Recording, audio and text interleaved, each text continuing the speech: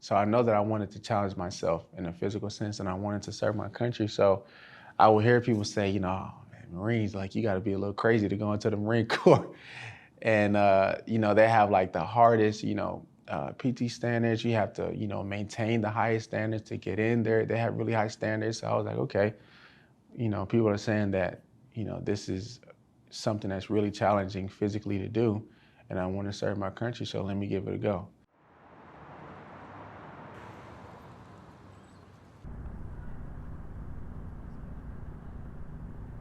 For the early years of my life, my mom and biological father were going through, problems in their marriage, and were going through a divorce, so we kind of bounced around a lot. So there were points where I lived in my grandmother's house. We lived, a lot of times it was me, my sister, my mom. So we lived downtown in Atlanta, like there in the city. We lived actually in Smyrna, which is where I reside now. We have lived in Mableton, which is where I would say I spent most of my years. I don't really even want to say rough. I would say, complicated for like a little minute there, but then it was very well balanced, my childhood. Hard working was kind of driven into me, and if I wanted something, then I would have to, go get it. So I can't remember, I don't remember speaking to any Army recruiters. I think off the bat, I went straight to the Marine recruiter, and, we talked. Boot camp was very interesting. It's one of those things where you can prepare for it, but you can't really prepare for boot camp unless you're like starving yourself and putting yourself through like very immense amounts of pain. You can't really prepare for boot camp, There were moments where, so for me, I'm very family oriented. I grew up with, a lot of brothers and sisters in the house, and my parents taught, check on your brothers and sisters. If you're bored, go play with your brothers and sisters, or, like spend time with the people you have around you. So I was very family oriented. It wasn't a problem for me to leave home to go to boot camp, but there were some times when we would have like a little bit of downtime. We were like cleaning the squad bays and stuff. And, on Sunday mornings, we would clean, and I would look outside and I would see like, nothing but recruits marching around and drill instructors like having a ball, yelling at them. And I would just be like, man, like, I really hate this place. Man, I wanna go home, man. Like this is not it. I'm a happy guy, but I think I was starting to get a little depressed in there. It was tough. It's easy to perform when all the, when like, everything's going well, everything's perfect, you've prepared yourself, set yourself up right, but they want you to perform when like you have nothing. You're going off for 4 hours of sleep, you have like nothing but a piece of fruit in your belly, and we're about to go on a 9-mile hike. So, and if you fall out, then you're gonna do it again. You know what I mean? So that was very challenging. And then also being somewhere where you had to work together and like grow a bond with, just people that you're not used to being around. So, I mean, I'm sure if you look up, Atlanta, and you look up the demographic, it's mostly African-American people. So going into boot camp, you have, there's African-American people, but there's like, there's white people, there's Asian people. I even had like a Russian guy in my platoon. So I think that it was definitely different, but as a young kid, that's something that you should be able to do. You should be able to talk to, and you should be able to work well with people that you're not used to, working well with. Like growing up, I was always like, the small guy. I was good at running, like I said, but I was, I was small. I was slim. My arms would float in the sleeves of my shirts and stuff. I kind of, I was just this long and skinny. So I remember there was one year, I don't know if I was at MOS school, my first unit, but I came back home and I went to go visit my my grandma, and she opened the door, and this is when I had first started, lifting weights. And she was like, "Oh my God, Azaan, you finally starting to look like a man." I was like, dang, I laughed it off, and in my mind, I'm like, that was actually kind of messed up that she said that. That's kind of messed up.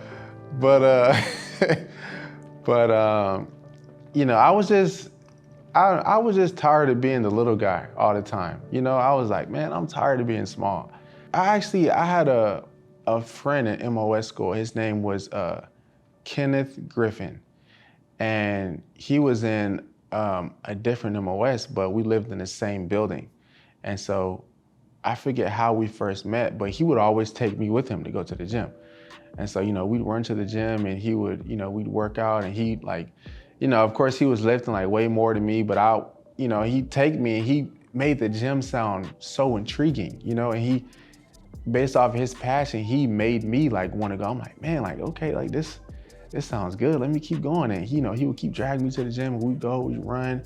And I run ahead of him, and then when we got to the weight room, he'd lift more than me. And we kind of go back and forth with that. There would be days where we'd like practice for our PFT, and I'd run with him, and he'd try to keep up, and then we'd go lift weights, and he would teach me things as well. And so he kind of told me what I needed to do and kind of coached me through things. And I just got addicted to it. It wasn't until I was working out and I was eating and stuff like that, and I started to see results off of me just being consistent, and I was like, oh wow, okay, I think I like this. From weapons field training battalion, they came out and they were like, all right, who wants to go under deployment? And I was like, I'll go. I was like, yeah, I definitely want something different because this is starting to get boring. So I came over, and going into 2-4, I had to have a PFC. His name was Copeland Keener. I remember him very, very well. And I would say that was probably, it was definitely a different experience to have as a Marine and as a man, period. Because he was a lower rank and he was younger than me, but I was learning from him. Like I couldn't, it was, and I actually messed up and they had to correct me, because when I first got there, I was like, being, I think, overly, I don't even know what the word is, like overly aggressive with like, the rank that I had. And there was really no need to, And I think part of it was because I really didn't know Keener. I just knew, I guess, what I was used to seeing a corporal do and act like. And I didn't really know Keener. And I didn't know that he was, a pretty well balanced and trustworthy Marine, which he really was. And even when, I got spun up on everything that I didn't know, he was still very yeah, I got, I didn't have to go check on him, or there was no, I didn't really have to be a corporal to him, because he was like, oh yeah, I got this, I can handle this myself. So that made it very easy for me to do the other things that were expected of me. But I had to really humble myself, because coming there as a corporal, and he was a PFC, and I had to learn from him. They got a whole nother set of guys that came in, and then we started to build a very deep bond through, just doing our jobs, going on field ops, going on hikes, going on deployment, just having some really, really good, memorable times, making a whole new set of friends. It was definitely a good experience. And I always say I miss the people, but I do not miss the circumstances. But I definitely miss the people. The military has a way of making very close friends without really having to try. I made the decision that, this was a phenomenal chapter in my life, but this just isn't what I love to do. You know what I mean? Have somebody that you can talk to. Get out if that's what you choose to do, but have somebody that you can talk to check up on you, or to lean on if the transition is getting a little bumpy. Because it's not if it's gonna get bumpy, it will get bumpy. It's gonna get bumpy. It's not just gonna be easy, oh man, I did this at a snap of a finger, that was a breeze. It may, it's probably gonna get a little bumpy. So have somebody you can talk to and lean on and, reminisce or whatever, so that you can kind of take some pressure off of yourself from trying to handle everything alone. that's who I've leaned on for like a lot of my life, my older sister, a lot, because we have a very strong bond through trauma, but we like really understand each other and we click. So when I'm having a hard time or when I'm, not sure about a decision, I may call her if she's available and talk it out. I think one big part that Marines do is that because we're so used to the Marine life, we are, hard on ourselves and we still treat ourselves like we're in the Marine Corps, When you get out, you can relax a little bit. You can understand that, it's just you. You don't have to like be so hard and so like, oh man, like you messed up or like you didn't do this, you failed on this part, you know what I'm saying? Like the expectations that were expected of you as a Marine, I'm not saying just to drop everything, definitely, still have discipline and consistency, but you don't have to still act like you're a Marine or treat yourself like you're a Marine because, you're not in the service anymore. Like you can relax. It's okay. Make time for yourself. You know what I'm saying? If you, like to go drink a peach smoothie and get your toes done on Sunday or something like that, you know what I'm saying? Like do that. like it's just you. You know what I'm saying? It's just you. So if you can do those things and make that time for yourself. Right now I am working at Georgia Power. I'm an apprentice in their lineman program. So, the power lines that are going down the street, I am learning how to work on those and soon, or not soon, in a couple of years, going to get my certification to be a lineman and, work on those independently. Right now, I'm doing that and I'm also training on the side.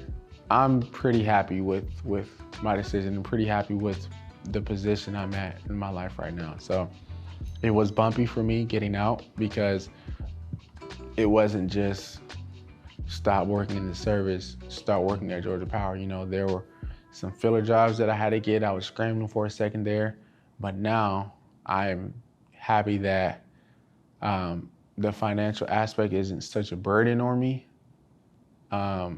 And I can just live and I can train and I don't have to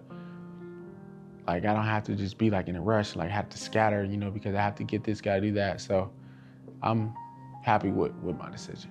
What kept me going was definitely my girlfriend. She was a big part in that and like keeping me grounded and letting me know that there's going to be better and this isn't, forever. I prayed a lot and there would be times where I would be working like these filler jobs and I'd be like, yeah, I'm not meant to be here, Like I remember being at Amazon and my shift started at 1:15 in the morning. And so I'd be there at like, 2:30, 3 o'clock throwing packages and I'd, thrown like 1,000 packages by then. And I remember just thinking like, I'm not meant to be here. Like this is not where I'm supposed to be. There's like old people and like 18-year-olds there who've like never had a job before. And I'm like, this is not where I'm meant to be. So, but again, I had to be humble and I had to do what I had to do, because I can't just like, be prideful and be like, oh no, I'm not working a job until I get this job and just not pay the bills, So do what you gotta do. I handled my business, got, the job that accepted me at the time and, made some money and, finally got accepted at Georgia Power. So just having that, I would say knowing yourself and still keeping your goal in mind. There's a saying that I'm pretty sure it was on a spiritual page that I follow, but it said that when God tells you no, when you get rejected, for example, in life, it's making room for a better yes. Keep your goal in mind and know that what you want, you're gonna have. Just, you just gotta keep going. You may have to, stay humble. There may be a bit of humility throughout that process, but keep going. Don't stop.